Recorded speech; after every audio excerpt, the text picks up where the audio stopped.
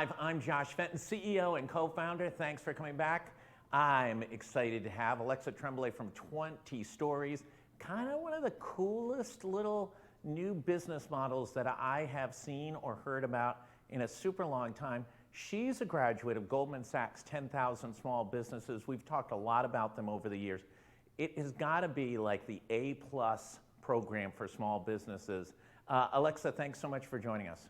Thanks so much for having me. Okay, you've got to talk about your business model because it is cool, sprinkled with more cool, with wildly innovative idea, all mixed together and functionally kind of permeating lots and lots of Providence and Rhode Island. Thank you. Yeah, so 20 Stories is a bookstore. We currently have a brick and mortar on Ives Street, but we started as a bookmobile back in late 2017 in Los Angeles.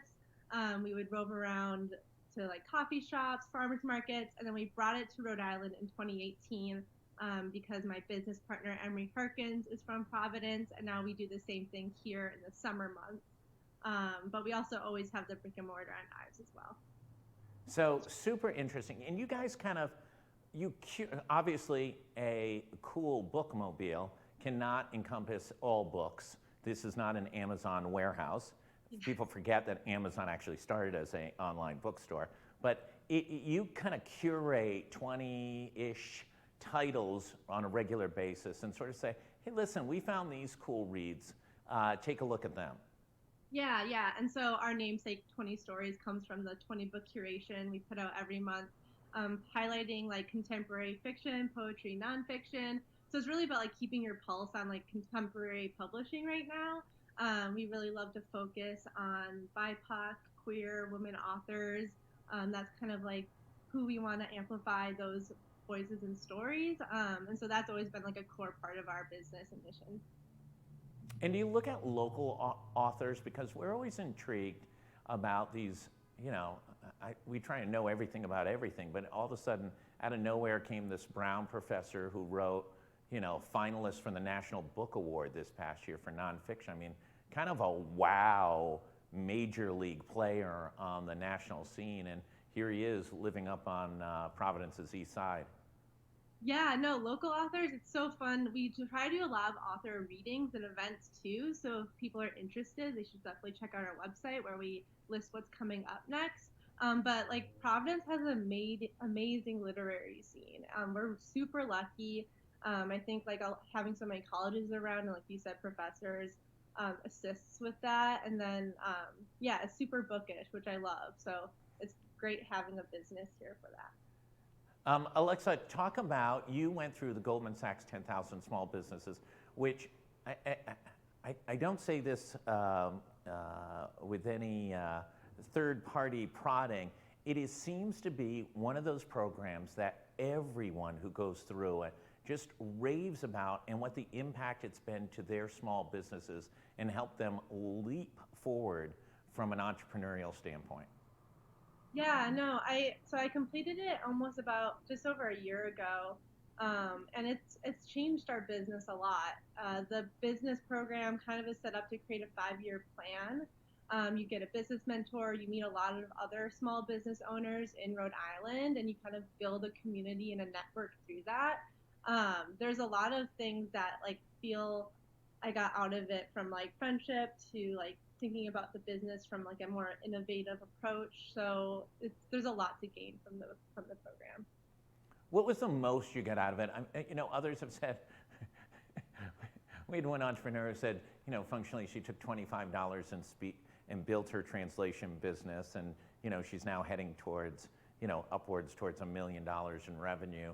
Talk about what you saw was the biggest transition to your business as you went through it. Well, there's a lot. I mean, we were going through the pandemic.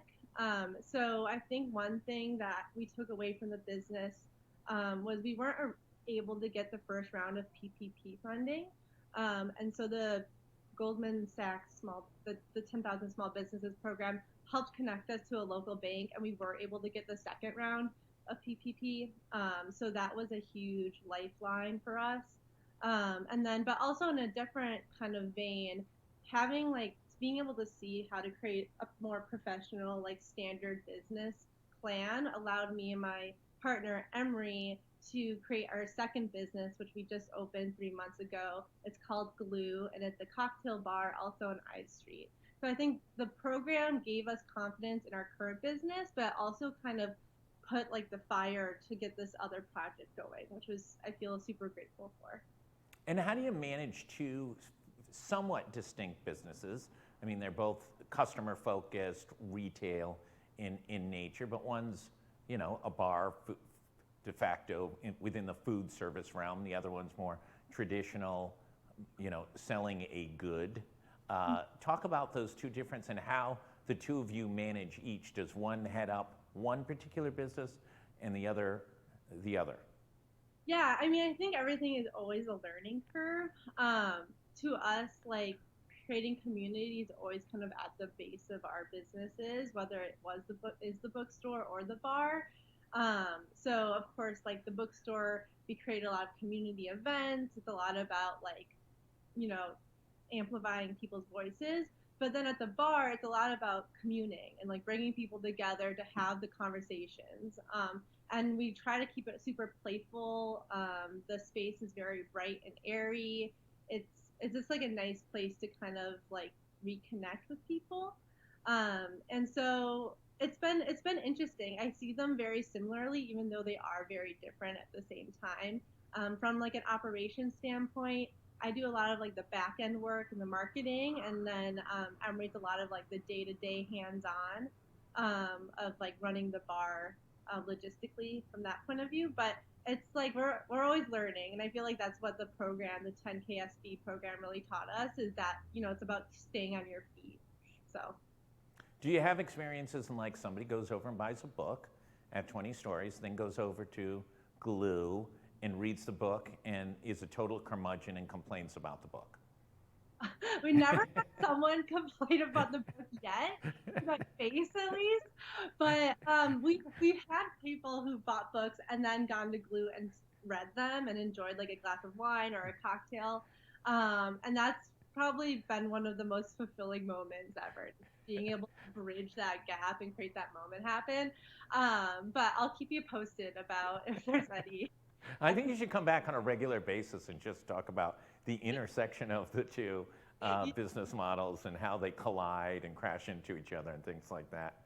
Um, uh, if you're, a lot of the folks that we've had on are a little bit older business people. It might be their second business or they had a long career working for someone else.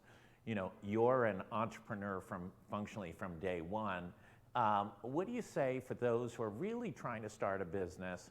They're 20, 25 years old and they don't want to be working for somebody else. They don't even want to be quiet quitting for somebody else. They want to be, have their own experience and create their own business model. What do you say about that challenge and experience and how the program can assist them in developing and enhancing their business model? Yeah, no, I get so excited when I start talking about young entrepreneurship. I really encourage anyone to go out there if they have an idea and really think about it thoroughly, and experiment and explore and kind of learn what they want to do and what they want to pursue. I think also the program can kind of help you lay the foundation to start a bit, like to get a better understanding of business basics. When I started, I definitely didn't have that. It's very like learn as you go, which I think is also a valuable way of doing it. But it's also nice to have a mentor, and so I think being able to kind of pinpoint people who are inspiring to you and reach out to them, and ask for that mentorship is a great place to start. But also just knowing that like if you believe in yourself, as like cliche as it is, I really do think that takes you a long way, and being able to wake up every morning and just have passion for what you're doing can get you far. Plus, you always had a fallback plan. If the brick and mortar didn't work, not only could you run the business out of the van, you could live in the van. Yeah, I know. Well, van life is really big in California, so I feel like we've always had people come up to us and they're like, "What's the specs on the bookmobile?" And it's a culture. And so yeah, but that's true. And so yeah, the bookmobile always kind of was a very low overhead situation. So I think that also helped us from a financial point of view when we were just starting the business out. We didn't have to pay rent. So yeah, I think there's a lot of like creative, innovative ways to start a business when you don't have a lot of money. And Rhode Island's amazing. Like I feel like the small business community here is so supportive, and having business programs like 10KSB, there's a lot of resources that if you reach out for them, they'll help you out. Alexa, you get the last word. What's that advice to that young entrepreneur, that person? They're 2, 3 years out of college. They've had a couple jobs. They are not loving working for the proverbial man. What's your advice to them? They've got an idea kind of in the back of their mind. What's your suggestion to them? My suggestion is to pursue it, I guess, and to really think through the things that they can do to make like that passion and dream come alive. And ultimately, I think it just is about taking that first step is the scariest, but it's worth it. And I'm rooting them on. Thank you. Alexa Trembly from 20 Stories, thanks so much for joining us. I'm really intrigued about your business model. I'm going over to Ive Street and don't live far from there. I want to see it in action. And I think you should also give sell tickets to ride in the bookmobile, because I think that could be a whole nother revenue opportunity as well. Totally cool, super interesting. Thank you so much. For everybody else, stay tuned. I don't know what it is today on Wednesday, but there's more news breaking. GoLocal just broke a story about a judge being assaulted just outside the courthouse. Providence Police are having a press conference right about now on solving one of the last year's murders. It is one of the gubernatorial candidates is having a press conference on education. News editor Kate Nagel's over there. There's just stuff lying everywhere. Stay tuned, stay safe. If you haven't gotten your booster shot, the new booster shots are out. I hear they're tremendous. Gonna get one shortly with my flu shot. And stay safe, everybody. Enjoy this great day.